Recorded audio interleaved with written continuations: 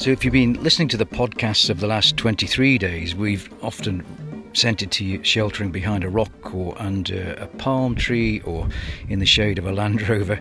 But right now I'm sitting in the shade and surrounded by a different species of tree completely, because we've entered the Governorate of Dhofar and we're now into the land of frankincense. And if you go on to the Jewel of Arabia expedition.com website, you'll find an incredible Omani lady called Dr. Layla Al-Harthi, who is one of the senior botanists at the Oman Botanical Gardens. And if you want to find out more about frankincense trees in detail, then go onto the website and you can hear a podcast with Dr. Layla.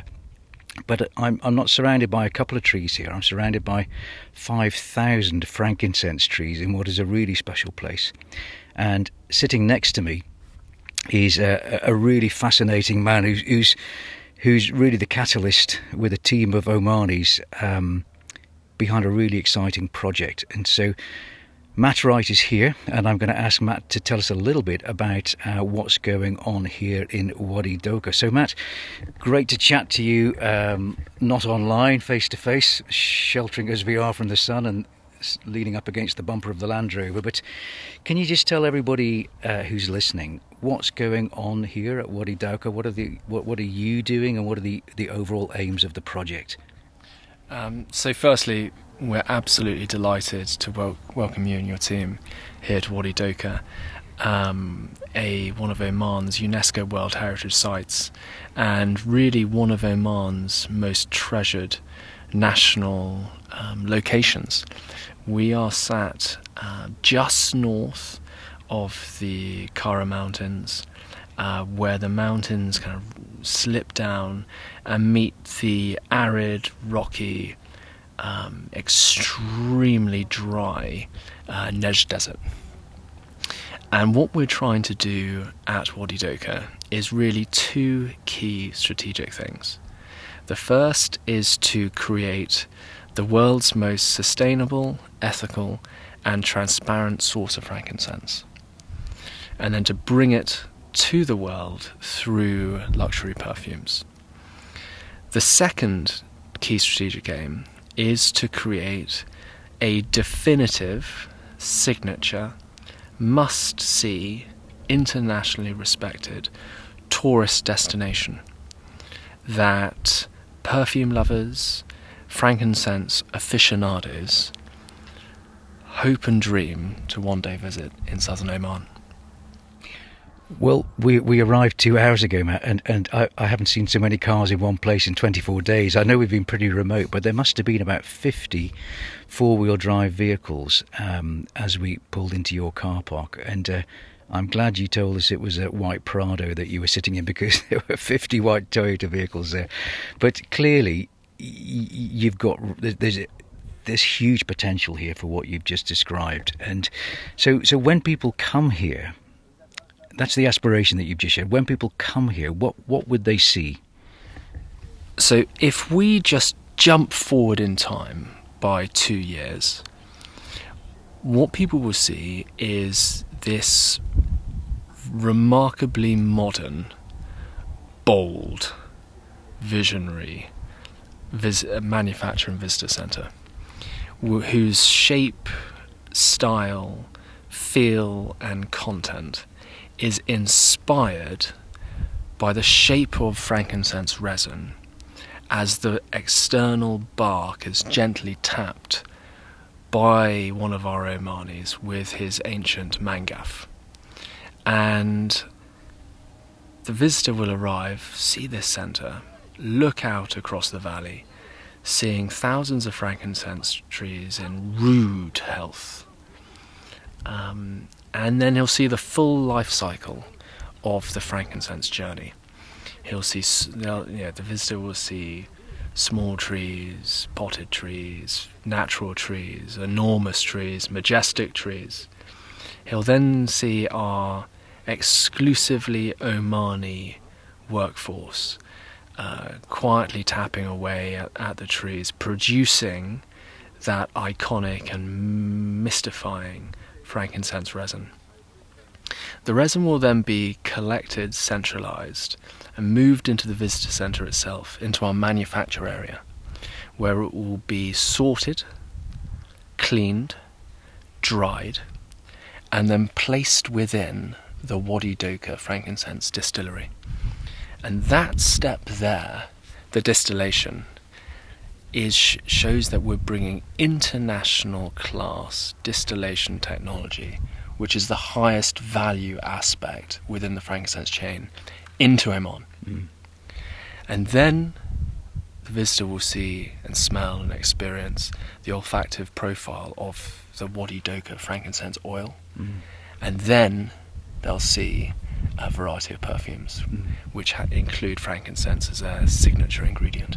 So that full life cycle is going to be demonstrated and celebrated, and in a really sophisticated, elegant way, so that people from anywhere across the world feel that they are in the heart of frankincense itself.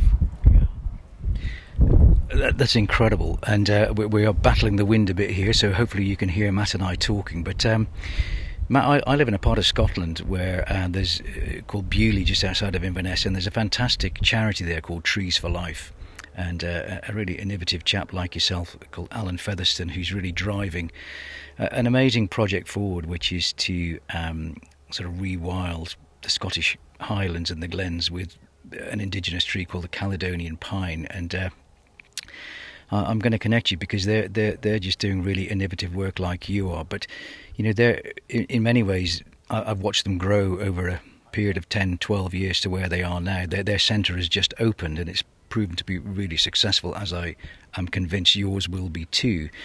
But when you stepped into the role that you have, and you looked at this site with 5,000 trees, what were the first challenges that you saw, and what were the first steps that you took to get to where you are now? Because one thing I've done, I've just wandered around with your team, who've just been showing me how to tap the resin.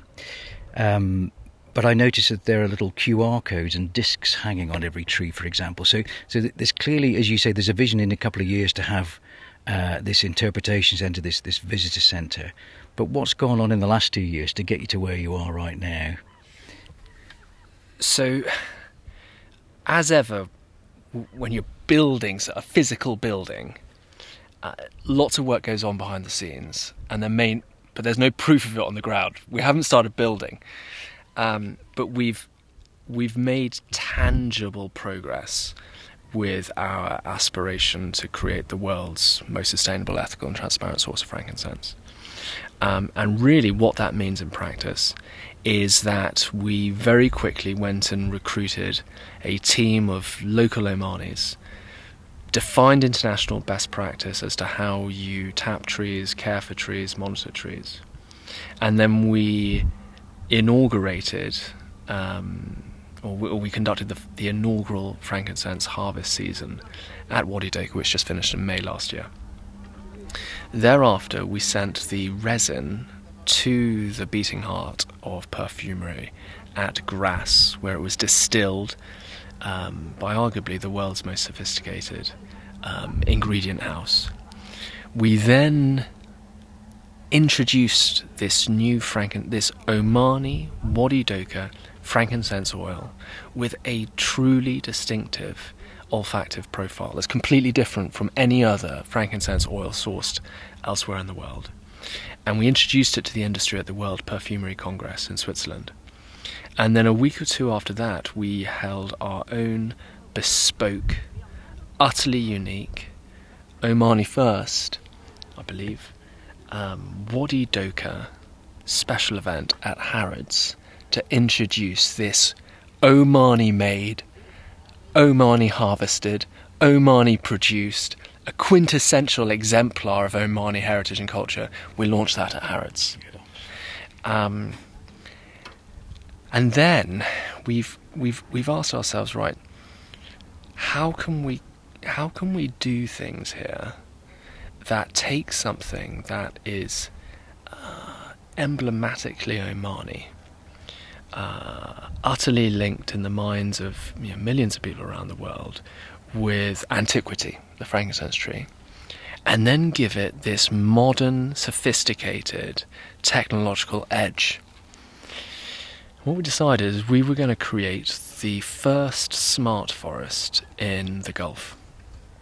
And so we made a bespoke software, a bespoke application, trained our Omani teams on how to use it, and then they spent weeks marching across this arid desert, QR coding every tree, photographing every tree, measuring it, recording it, and then now people can go onto the Wadi Dawqah website, they can enter the smart forest, they can see their trees, they can select a tree, they can sponsor trees, and my very strong suspicion is that database of information that we're going to glean and collect over the next number of years is going to be priceless to us in identifying how we can get better, not just from a harvesting perspective, but arguably more importantly from a sustainability perspective. How can we manage this forest, this UNESCO World Heritage Site, this area of outstanding natural beauty, to the highest international standards? And that's where this data is going to be so vital. Yeah, no, absolutely fantastic. And it's one of the challenges for the team walking and travelling with me on the Jewel of Arabia. That we have two young Omanis, Dhikra Al-Mawali and Ibrahim Al-Hasni, and their job when they get back to Muscat is to use all the stories like this, like Wadi Dawqah, and the stories of the oryx at Yaluni, and design Oman's first course in sustainability and biodiversity for Omani youth. And they'll be delivering that course through the educational charity called Outward Bound Oman, who so far have worked with, I believe, 28,000 young Omanis. So I'm absolutely convinced that we can weave the story of Wadi Dawqah into that 4-day course, because it is such, I believe, a story of national pride and an identity. And when I see tourists visiting Oman, I would imagine 9 out of every 10 tourists that visits Oman, the thing they take away will be a bag of frankincense from down at the souk. It's synonymous with Oman, isn't it? But I'm just going to put you on the spot now whilst our frankincense harvesters are moving away. So Matt, one question that our sustainability course designers are going to ask young people in an early stage of their course is, what does sustainability mean to you? So if I were to, I've heard you use that word several times in our conversation. I'm just waffling a bit to give you a few minutes to think about it. But if I were to ask you, what does sustainability mean to you, especially with regards to the project that you're working on, what would your answer be? I think for us here at Wadi Dawqah, we would just very simply describe it as getting better every day. There are a whole variety of steps that we've taken to improve the health, vitalities, and longevity of the trees over the last 2 years. The question we're asking ourselves now is, how do we do it with real rigour? So very shortly we will be announcing a partnership with a whole variety of Omani leading sustainability botanist experts with some international assistance as well. And their role is to provide external challenge to us about how can we understand fully what we're doing today, almost like a baseline study, and then plot a route to, through science, improve over the next 5, 10, 15, 20 years. So I would simply say it's aim for the very best. You may not know what the best is, you may have no idea how to get there, but it's a journey rather than necessarily a destination in and of itself.